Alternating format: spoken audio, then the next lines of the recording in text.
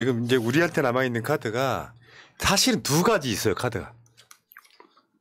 한동훈 탄핵 또는 윤석열 탄핵이에요. 그럼 그거를 어떻게 빌드업 할 거냐. 어제 무슨 소문이 들었냐면, 보궐선거 국민의힘이 지고, 한동훈 비대위원장설이 들었어요. 처음에 웃기죠? 근데 지금 나는 웃기게 생각이 안 들어. 왜? 윤석열 법무부 장관 임명할 때 생각지도 못했지만 현실이 되잖아. 이게 놀리는 지들 명분은 있어요. 뭐냐면 대선 주자 2위 가니까 이재명 다음은 나오니까 한동훈 간판으로 총선 치르겠다 이런 대가리를 굴리는 놈들이 있다는 거예요. 진짜 고맙다. 왜냐하면 이게 민주당에서 지금 이제 분위기는 그거잖아요. 한동훈 탄핵 카드를 만지작거리긴 해. 칼집에 있어. 지금 뺄까 말까 하고 있는데 그걸 빼는 시기는 빨라도 11월 달이다. 10월 정기국회 끝나고 하겠다라고 하는 한다 안 한다가 아니라 그거이기 때문에 또 사퇴 시한이라는 것도 있잖아요. 공직자들 총선 출마하려면 사퇴에 대한 시한이라는 게 있잖아요. 네. 그래서 민주당이 그걸 빼들기 전에 한동훈을 비대위로 임명한다는 썰이 막 한참 파다하게 돌았죠. 이미 비대위에 계신 것 같던데. 근데 그렇게 되면 장관직에 물러나서 비대위로 오는 것이기 때문에 우리가 뭐 이렇게 탄핵을 한다거나 아니면 물러서게 하는 총선에 못 나가게 한다던가 하는 카드가 없어져 버리는 거잖아요, 지금. 그런 것도 있지만 한편으로 보면 서로 이렇게 수싸움 하는 거니까 민주당 내에서도. 근데 한동훈을 법무부 장관에서 끌어내리는 효과는 있잖아요. 일단은 효과는 있죠. 일단은 외부적 효과는 있는데 이제 마차님은 한동훈을 완전히 눈앞에 지워버리고 싶은 건데 네. 그거는 불가능한 거고. 동훈아 그만 내려와. 아무튼 그런 건데 그거는 정말 쉽지 않은 거고 정치라는 현실 속에서 쉽지 않은 거고 결국은 한동훈이 비대위가 너무 무서워. 어우. 아이 참 그러면 안 되는데. 민주당의 분위기 이런 것 같아요. 홍익표 원내대표 이야기 한번 볼까요? 한동훈 파면 요구 총선 출마 동향과 관련 없다. 무리한 정치 수사 윤석열 사과 한동훈 파면해야. 그러니까 기본적으로 민주당이 지금 그 구속영장 기각 이후에는 파면을 던져놨는데 받을 턱이 없잖아. 그러면 그 다음 액션이 있어야 되는 거예요. 그쵸. 파면하라고 했는데 파면 안 해. 네 알겠습니다 할 수는 없잖아요. 그러니까 일단 빌드업하는 과정에서 저거를 깔아놓고 이걸 어떻게 써먹을지 언제 써먹을지는 근데 저는 전반적으로 봤을 때 그래요. 저거 민주당이 오늘 뭐 최상병 특검 통과시키듯 이균용 저 임명 동의안 저거 부결시키듯 한번 질러야 된다고 생각합니다. 그렇죠. 네, 질러야 돼요. 아니 이거 말 그대로 이렇게까지 질렀는데 후속 행동이 없어버리면 그럼 그냥 역시 짓는 개는 못 문다더니 이렇게밖에 안 돼요. 10월은 아무래도 국정감사 이야기를 하고 있기는 한데 그래도 지지자들 마음에는 그냥 빨리 했으면 좋겠는데 또 국회에 시간표라는 게 있으니까 그 정도까지는 네. 저희가 이해를 하지만 이게 또 유야무야 되면은 진짜 폭발할 것 같습니다. 그러니까 민주당 국회의원들 일부가 걱정하는 건 또 역풍이에요. 한동훈한테 날개 달아준다 이건데 아주 기본적인 이야기를 하나 알려드릴게요. 원래 갖고 있는 지지율이 이제 고착화됐잖아요. 사실상 국민 전체로만 보면 30%대 초반에서 한 중반쯤 된단 말이에요. 그러면 중도로 가인 사람들이죠. 윤석열 못한다. 매우 못한다. 이게 한 60% 넘잖아요. 그럼 중도에 가 있는 자기들 마음을 숨기고 있는 사람들도 그 비중으로 있는 거예요. 그리고 한동훈은 본인의 능력이 너무나 한계가 있다는 게 너무나 처절하게 1년 넘는 시간 동안 입증이 돼가지고 호랑이한테 날개 달아준다고 하는데요. 호랑이한테 날개 달면 그 호랑이 죽어요. 진짜 죽어요. 그 호랑이 못 나가요. 예를 들어서 이런 일이 있어가지고 뭐 탄핵이 안이 나왔다가 뭐 탄핵이 안 된다. 근데 한동훈이라는 사람이 갖고 있는 정치적 상징성은 그냥 놔두고 그거는 그런갑다 하고 이 사람이 갖고 있는 능력 자체가 너무나 한계가 있는데 그 등에다가 날개 달아줘봐야 감당을 못해요. 그냥. 저는 개인적으로 동훈이 형이 비대위원이 되기를 정말 바랍니다. 뭐 댓글창 보니까 민영배 의원이 동훈이 탄핵하자고 조금 전 국회에서 연설했어요. 이따 확인해 보고요. 어쨌건 간에 그렇다니까요. 기본 정치적 미천이 30% 정도밖에 안 되기 때문에 숨어 있는 사람들도 그 비중으로 중도가 갈린다고 하네. 그 이야기를 말하자면 윤석열이 못한다고 하는 사람들 60%가 중도라고 숨어 있는 사람들이 60%인 거고 잘한다고 생각하는 사람도 30%인 거예요. 그렇다 보니까 역풍이 안 부는 겁니다. 역대로. 근데 역풍이 왜 어떻게 부냐면 여러분들 기억하시겠지만 노무현 대통령 탄핵이라는 게 있었죠. 노무현 대통령 탄핵이 왜 안 됐습니까? 국민들이 실물을 보여준 거예요. 그렇죠. 반대하는 국민이 이렇게 많다고. 그러니까 헌법재판소가 기각시켰잖아요. 근데 박근혜 탄핵은 어떻게 했어요? 탄핵시키라고 또 국민이 그만큼 모였잖아요. 그러니까 이거를 이제 탄핵을 시키잖아요. 인용을 해버리잖아. 그 구조랑 똑같습니다. 결국 한동훈 탄핵은 시험대가 될 수 있는데 저는 그 한동훈 탄핵을 질러놓고 일부 한 2, 3% 정도의 구구들이 결집을 하겠죠. 그런데 반면에 윤석열 정권 무너갔다고 생각하는 60%가 결집하면 누가 이깁니까? 전 그렇게 보고 어쨌든 민주당은 지금 만약에 비대위원장으로 한동훈이 온다는 썰, 이건 아직은 설왕설이 썰에 불과하지만 저놈들도 그 못할 리 없는 놈들이라 방심할 필요는 그렇죠. 없다고 할 수도 생각해요. 있죠. 할 수도 있고 저는 개인적으로 하면 베리 땡큐일 것 같아요. 아 그렇긴 한데 이제 이재명 대표가 스트레스가 이제 거의 이제 1대1로 봐야 되는 일이 많을 거 아닙니까? 정말 보는 우리들도 괴롭긴 한데. 아니 볼 수 있을까요? 아니 잠깐 볼 수 있을까요? 만난다고 봐요. 네, 안 만난다고 봐요. 볼 일이 뭐가 있어요. 그리고 그럴만한 능력이 안 돼요. 깜냥이 안 돼요. 야. 그것도 깜냥이 됐을 때나 상대방 대표야당 앉아가지고 서로 토론도 하고 우리 잘해봅시다라도 하지. 깜냥이 안 되면 못해. 윤석열 한동훈의 깜냥은요 딱 기사 2개로 해결이 돼요. 용 트림 기사하고 볼펜 뚜껑 열었는데 검을 뽑는 것 같았다. 그 기사면 이 두 사람의 능력이 얼마나 빨아줄 게 없었으면 그걸로 빨아줍니까? 여기서 하나만 더 추가할게요. 이준석이는 원희룡 비대위원장을 던졌잖아요. 네. 서로 이제 권력의 균형추를 맞추려고 해주는 거야. 경쟁시키는 거지. 근데 요즘에 그 말은 그 말인 것 같아요. 윤석열이는 한동훈한테 이제 계속 짜증을 내고 있는 거고. 다시 한번 성대모사 해드릴까요? 네. 아, 그 새끼가 그 구속 하나 못 시키고 이 새끼가 지금.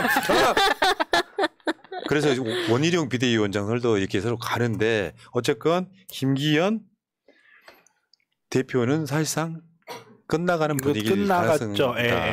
어차피 뭐 총선 때까지 갈 생각이 없었던 거죠. 그러니까 제가 봤을 때는 당구 사진이 언론사들에 의해서 유통이 되는 이유가 저는 그거라고 봐요. 그 상대표가 당구나 치고 있으니 이거 선거 누가 때문에 말아먹었냐. 어느 순간에 이 선거에서 윤석열이 싹 사라집니다. 그리고 어느 순간에 이게 뭐 대통령 중간 평가의 의미가 있다 이런 거 사라집니다. 어느 순간에 이 투표가 막 국민의힘 의원들이 앞장서서 나눠가지고 아무것도 아닌 투표로 이야기해요. 이거 치고 나면 누구 책임 돌리겠어요? 김기현. 자 그리고 한동훈이가 만약에 비대위원장 오면 출마를 할 거 아니에요. 그럼 내부적으로는 그런 얘기 견제하는 거죠. 한동훈이가 들어온다는 건 결국 검사 공천을 많이 하겠다는 뜻에도 가깝거든요. 그러면 한동훈이가 강남으로 나가면 돼, 안 돼? 안 되죠. 만약에 진짜 대선 노린다면 호남 나가버려야지. 그렇죠. 네. 그러면 사람들이 좀 다르게 보는 거죠. 네. 떨어져도 예, 그렇죠. 뭔가 예를 들어서 의미 있게 뭐 막 사실 예를 들어서 광주 동구에 나간다. 될 가능성은 없죠. 누가 와도. 근데 거기에서 정말로 선전하는 모습 보여주면서 뭐 평상시와는 달리 예를 들어서 뭐 한 4대6 이렇게 진다든지 하면 사람들은 의미 있게 봐주죠.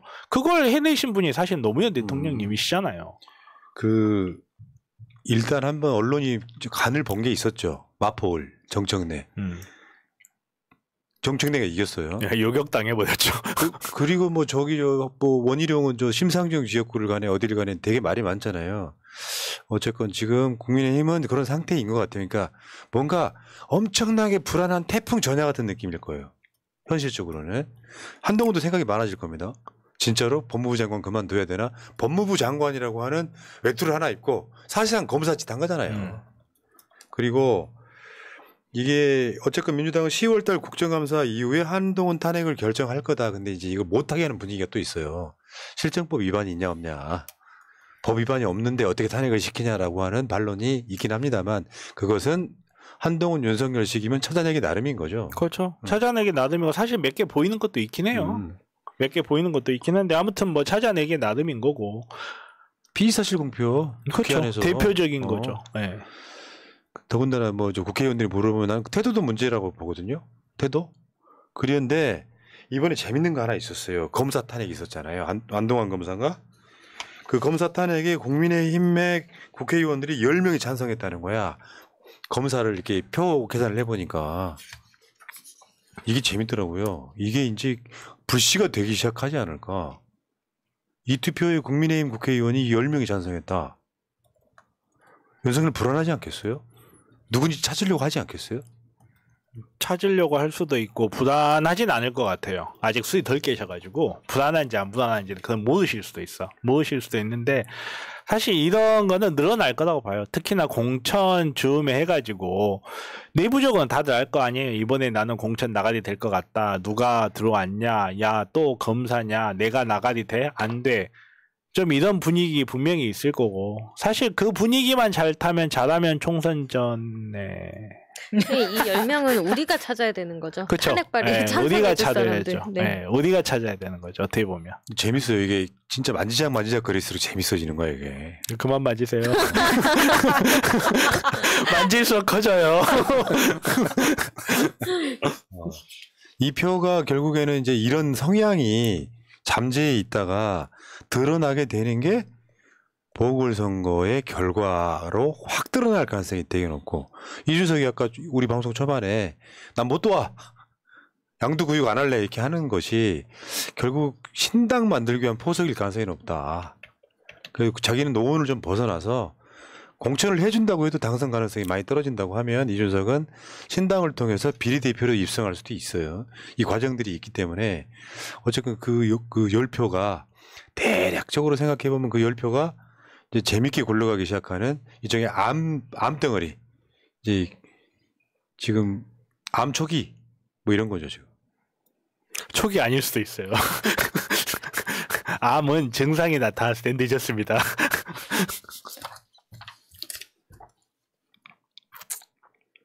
자, 어쨌든 그렇고요. 지금 저는 설날 연휴 때, 그 추석 연휴 때 분위기를 보니까 윤석열은 탄핵 되겠던데요. 깃발만 하나 누가 세우면 될 것 같은데요. 누가 세우냐고요. 빨리 해주세요. 누가 해야지, 결국엔. 적절한 시기에 세우는 거의 문제고 제가 봤을 때 내부적으로 불만 엄청 많을 거예요. 제가 만난 사람들한테는 윤석열 대통령이라는 사람이 없었습니다. 아니 그러니까 개인적으로 어디 한번 생각해 보게요. 한동훈을 예를 들어서 그 윤석열이 정치적 책임을 지겠다고 한동훈을 경질을 시킨다고 생각해 보세요. 그럼 동훈이가 가만히 있을까요? 대신에 비대위 시켜주면? 아니 그러니까 그렇게 어떤 길을 안 맞네. 그러니까 윤석열에게 정치적 해법이라는 게 존재가 가능한가를 한번 생각해 보자는 거예요. 본인이 정치적 어떤 제스처를 취하기 위해서 김건희에 대한 수사를 용인한다? 그거 상정해 볼 수 있나요? 한동훈을 경질한다? 그거 상정해 볼 수 있나요? 쉽게 말해서 윤석열이라는 사람은 정치적으로 그냥 외통수로 한 길로 흘러가고 있는 거예요. 사실상 자유도가 없어요. 본인이 뭔가를 결정해서 누구를 경질하고 야 누구 걔는 내가 봤을 때 뭐 잘못은 한 건 없지만 그래도 국민적으로 내 지지율에 문제가 있으니까 내 지지율에 당장 문제니까 걔는 우선 나가라고 했을 때 예를 들어서 한동훈이 우리 주구를 위해서 나는 희생하겠다 하면서 아무런 대가 없이 나가고 이런 정치적 관계가 맺어질 수 있을까요 과연?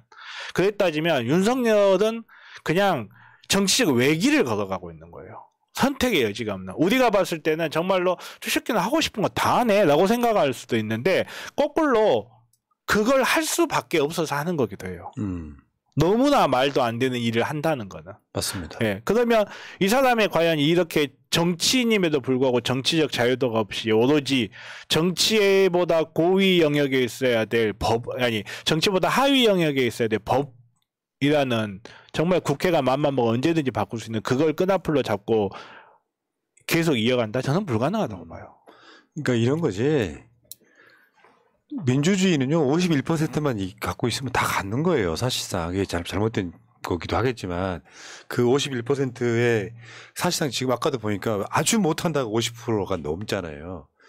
거기다가 못한다까지 포함하면 어떤 경우는 70%까지 가버리는 이 상황에 경제를 기본 디폴트 값으로 하고 망한 경제를 뒷북을 뜻값으로 하고 국민에 대한 태도나 폭정이나 정치보복이나 이런 것들이 집어넣으면 저는 윤석열은 결국에는 시점의 문제지 탄핵은 된다고 맞아요. 못 채운다. 예, 그게 정말 뭐 경제를 기대할 수도 없고 외교를 기대할 수도 없고 도저히 안 되니까 국민의 눈과 귀를 속이기 위해서 커도 막아야 언론 장악을 이렇게 정말 말도 안 되는 우리가 봤을 때 말도 안 되는 죽은 우파 좀비 같은 유인촌 이동관 끌어올리고 하면서 정말 이거를 할 수밖에 없기 때문에 하는 거예요.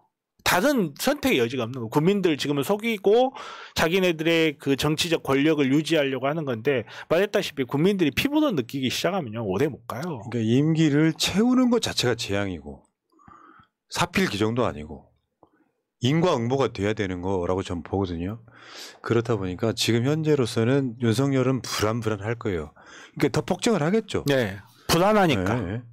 자, 근데 여러분들도 이제 촛불 집회장에 많이 나와 주셔야 되는 게 평상시 때 촛불 집회에 한 30만씩 모인다고 생각해 보세요. 간 떨리지. 그게 지금은 촛불 집회장에 나오기 시작하셔야 되고요.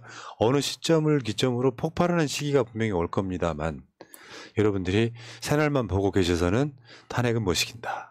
그렇게 말씀드릴게요. 지난주는 추석 때문에 한 주 쉬었고요. 이번 주부터 촛불 집회 다시 시작합니다. 네, 잠깐 이번 추석 때 주. 쉬었어요? 아니요. 지금 쉴 때야 이 사람아? 그렇죠. 그래서 내일 토요일 5시에 촛불문화제도 시작하고요. 6시에 시작합니다. 시청역 8번 출구 늘 오시던 대로 오시면 되고 집중집회, 전국 집중집회는 다음 주입니다. 네. 그리고 그 다음 주는 새날에 공개 방송이 있습니다. 네. 자, 새날 공개 방송 신청하기 댓글창 위에 링크 타고 가시면은 아마 오늘 이 주말 중으로 마감되지 않을까 생각을 해봅니다. 자, 그리고요.